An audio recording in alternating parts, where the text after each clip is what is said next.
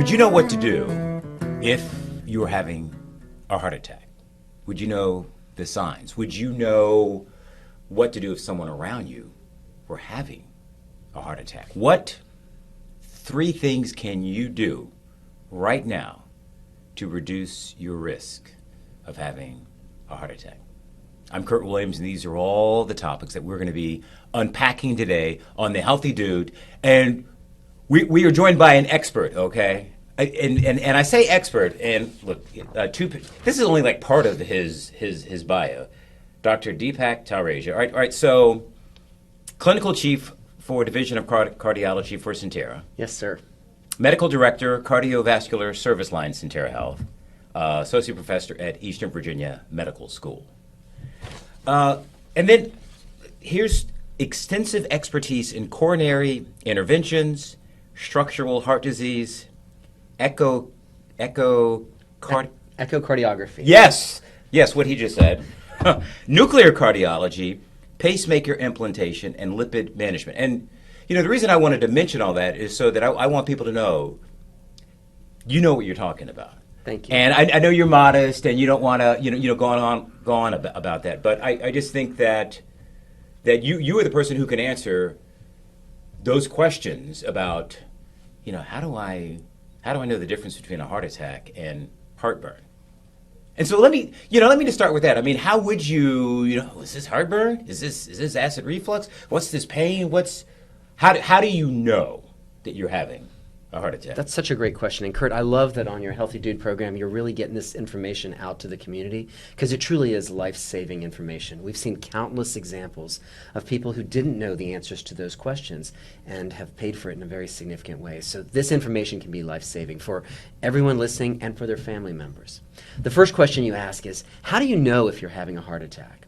And classically, the symptoms that tell a person they're having a heart attack are what we describe as pain, or really more accurately, a sensation of pressure in the chest. But how would you, because you hear some people, wait, is this heartburn? I mean, how would you distinguish between heartburn and a heart attack? It's a really great question, and it's really tough to distinguish. I've had physician patients who were convinced they were having heartburn and only later realized it was actually the pain of a heart attack. The two can really mirror each other, but some tip-offs are, number one, heart attack pain is often worse during periods of stress or exertion. Okay. Heart attack pain tends to last a little bit longer in many cases. We say it usually lasts minutes up to 20 minutes, and then with heart attacks that aren't treated, they can certainly go longer. Yeah, because what happens is, the pain goes away, and you're thinking, okay, that must have been heartburn, okay? But that's not always true. What that might mean is you relaxed, your heart got more oxygen going to it, and that pain went away. Now, often with a heart attack, it persists longer than 20 minutes. And angina, when you're having pain that's coming and going, still can be related to the heart. But like you said, it's very difficult to tell the difference. And so we all have to worry when something comes up. Things that tip you in the balance of it being heartburn are if it's more related to food intake, especially spicy foods, if you have a history of heartburn problems, if it comes on after a meal, especially with spicy foods, alcohol, where you lie flat and it's more prominent. But unfortunately, the two are so similar to each other that anyone that's having repetitive episodes of pain and has risk factors of chest pain and risk factors like high cholesterol, high blood pressure, diabetes needs to think about it potentially being the heart and contact their doctor. Does the pain radiate anywhere else if you're having a heart attack? Great question. And so oftentimes the pain can radiate to the jaw or to the arm. I had one nice patient many years ago who kept having jaw pain, and it was really just in his jaw. And one by one, his dentist, trying to take care of him, pulled one tooth after another, and after the 4th episode, he came into the hospital, and it was clear from his blood test he was actually having heart attacks with all this. So it can be that hard to tell the difference between. We got to know each other really well. Yes. From one of your patients, Clinton Carawan, who amazingly, his 11-year-old daughter was the one who performed CPR on him, and we'll unpack that a little bit more in a moment. He wasn't aware. He said, "Well, it kind of feels like a heart attack, but he he was having a massive heart attack. He was, absolutely. And his heart attack was complicated by the fact that since it went on long enough for an unrecognized period, he developed a nearly fatal heart arrhythmia where his heart actually stopped pumping. And that's why his daughter Veda ended up having to do CPR. I know in one of your segments earlier you taught everyone how to do CPR, and I think that's fantastic because in his case that's helped save his life. Well, I was going to ask, if not for her CPR, is it likely he would still be alive? No, and what I've explained before and would say again is when he came into the hospital, we were able to deploy teams. He came into Sentara Virginia Beach General Hospital. We took care of him, fixed the blocked arteries, put him on support machines, sent him over to Centaur Norfolk General Hospital. His heart recovered over the next week, and he's alive and well. That medical part is amazing technology we can deploy to take care of patients, and our teams are really incredible at what they can do there. But to be able to give patients that opportunity to receive that, they have to get blood flow to the brain and the body in that period till they can get to us. And that's what Veda did for her dad, is the 8 minutes until EMS services arrived. By doing CPR, she at least got enough blood to his brain to keep him alive so that when our teams were able to take over and do the things we had to do to save his life, he had good neurologic function, was able to recover. Why is that time frame so critical when she was performing CPR? The reason is the brain requires every bit of oxygen it's getting. And so if you stop blood flow to the brain coming from the heart for a period usually of more than about 6 or 7 minutes, then the brain starts having an infarct. The brain has a stroke. Has a what? An infarct. The brain's not getting oxygen, and so the tissue starts dying. And it's like a stroke, but the whole brain is affected because it's not getting oxygen. And no matter whether we fix the heart or not, if the brain has suffered what we call an anoxic injury, no oxygen to the brain for longer than about 8 minutes, patients generally can't recover from that. She learned this CPR just like 11 days before this incident. It's a remarkable story. Through her Girl Scouts. Yes, sir. What do you want to say about? Clearly, there's tremendous value in knowing CPR, but in every home, should there be at least one person? I mean, what's your take on that? And in fact, really, my advice would be in every home, every person should know how to do CPR because you never know who's going to need to receive that CPR. And the history of CPR is really interesting. At the beginning of our understanding of CPR, we made it more and more complicated and more complicated. Breaths and how many compressions do you do and how many breaths do you do. And what we've learned is really just getting the blood pumping. There's oxygen in it. If we can just circulate it, we've made it simpler in the last decade so that anyone can do CPR. And you've demonstrated this before. It's compressions on the chest, hard and fast compressions, just to help circulate the blood. If it goes on for long enough, it helps to deliver oxygen, and that's where our EMS teams will put breathing tube down and give oxygen. But at the beginning, for that first pivotal time, just doing compressions alone can save many lives. All right. So when we come back, because there are the songs that can help you do CPR right. Also, the fear that a lot of people have, like, I don't want to do it too hard. I don't want to break a rib. We're going to be asking all of those questions right after this. Welcome back. We're in the middle of our conversation with Dr. Deepak Talreja, and we were talking about CPR, and I think a lot of people are wondering, like, all right, well, how do I do it right? And there are certain songs that help. One of them, the Bee Gees, Staying Alive. Perfect song, right? All right. For dancing, it takes you back, but also maybe for helping save someone's life. All right, let me see. So let me get my hands right. So let me see. All right, show me. Okay. So you clasp your fingers. Right, That's okay. right. And then you place your base of your hand, and I'm right-handed, so left hand is what I typically do down, just like you have. You place that right against the sternum or breastbone, right Okay. here. And so that your hands are on there, and you're exerting pressure down. And you mentioned really good CPR typically does break ribs. Because I mean, when you see the experts do it, I mean, there is a certain kind of force that you're using, and why is that? The reason is because you can imagine your rib cage is sandwiching the heart. And what you're really trying to do is press on the heart like a pump. Imagine a squirt bottle. In order to be effective, you really have to squish the bottle. And so the ribs and the sternum are sandwiching the heart. You really have to get enough pressure, about an inch of depth or so, in order to really squeeze the squeeze bottle of the heart and get that blood to pump out. So about 100 beats a minute, which is the tune of your song as you're saying Staying it. alive, staying alive. You got it. Yeah? And deep compressions in. We have actually a robotic compressor. It's called the Lucas device.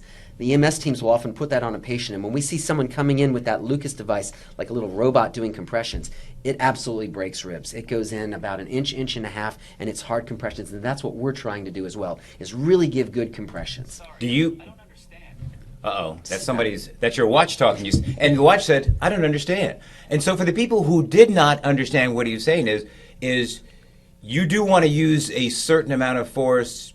Do you find that in many cases people aren't doing it hard enough? Most of the time when people aren't doing it right, it's because they're not doing it hard enough. In fact, for our hospital training systems, we have dummies that have electronic systems built into them and will tell us if we're doing it forcefully enough. And 90% of the time, they're saying you're not going deep enough. You got to go harder and faster. You didn't mention mouth to mouth. Why? Great question. And so mouth to mouth, we found, has been an impediment over the years to people feeling comfortable doing CPR. You find a stranger on the street, it's a little more nerve-wracking to think about, am I going to put my mouth against their mouth? So for a while, what was taught in the guidelines is to carry a device with you where you can put it against the person's mouth and do it. And the newer guidelines have suggested that, truthfully, our EMS teams respond so quickly, there's enough oxygen in the blood that mouth to mouth delays giving good CPR and makes people nervous, so forget it about it at the beginning. At the beginning, just start doing compressions and activate EMS, and if they're in there within 8 to 10 minutes, even without mouth-to-mouth, you can save a life with just doing the CPR. For more complicated algorithms and for longer downtimes, giving oxygen some way, including mouth-to-mouth, can be helpful, but just to keep it simple, just doing the compressions can be life-saving. In Clinton's case, and his daughter Veda, I mean, she had the presence of mind to call 911, and then the dispatcher was kind of helping refresh her memory about getting the compressions right. Do you find that panic, and it's like, hey, did anybody call 911? I mean, nobody's called 911. What do you want to say about what are the most critical things to keep in mind? Absolutely, so critical. And so if you only have one person, the first thing to do is call 911 first, because even if you can get them involved for 30 seconds, set the phone down and then start CPR. That's well worth the time, because ultimately compressions and CPR given by a layperson are only going to get you so far. Getting an EMS team there as quickly as possible is going to radically increase the chance of a good outcome and survival. So first step is call 911, and like you said, the dispatchers will very often talk. I think she put it on speakerphone. I She mean, did. again, and you can find our stories at WTKR.com that kind of just chronicle the presence of mind that she Absolutely. had. But she put it on speakerphone, and then it helped recall what she had learned in Girl Scouts. Absolutely, and they can guide her through it as well as getting the team there.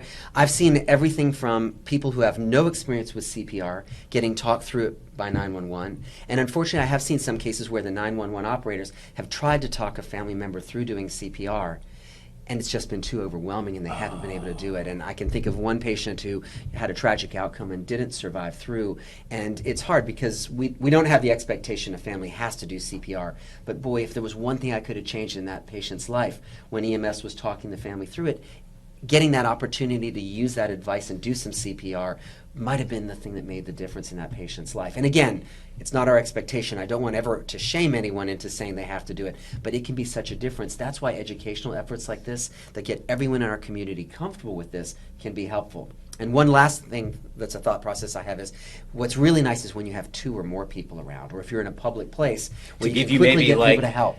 Because I mean that's a workout, and often after a minute or 2 of doing it, you can be tired. If we have multiple people, it's important to get people trained up to say, listen, I've done this for 3 minutes, I'm tired. Can you take over? You do a couple minutes, and then I'll come back in. Switching off really helps. Because, again, you want to make sure that you're doing it right and using the right amount of pressure. And after time, if you're getting tired, you may stop pressing as hard. Exactly. And also, I mean, not just for heart attacks. I mean, like, if you unfortunately have to pull a child out of a pool, I mean, you want to be able to, that you lost track of how they got in there, and you pull them out. And I've done stories on that, and where CPR made the difference of pulling of you have a child that's in the pool and is unresponsive. Back to Clinton's case, because I just think that there's so much that we can glean from his case. Yes, He didn't realize the extent of the family history that he had. that's true. What role does that play in knowing your risk factors? Yes. Family history is huge. In fact, we always say that family history is a poor man's genetic test. We can't test all our genes. We don't know enough about genes. But you give me two patients, one who has had every first-degree male relative have heart attacks in their 40s and 50s, and another one who has family members who've all lived to be 100. And that is an incredible genetic profiling on that patient. You need to know your family history. We all do. Whether it's heart disease, diabetes, kidney disease, any of these conditions, knowing how your family members have responded to the treatments they've had, knowing what diseases they've developed Well, I is know, a like, predictor. like in my dad's case, I mean, he was successfully treated for prostate cancer.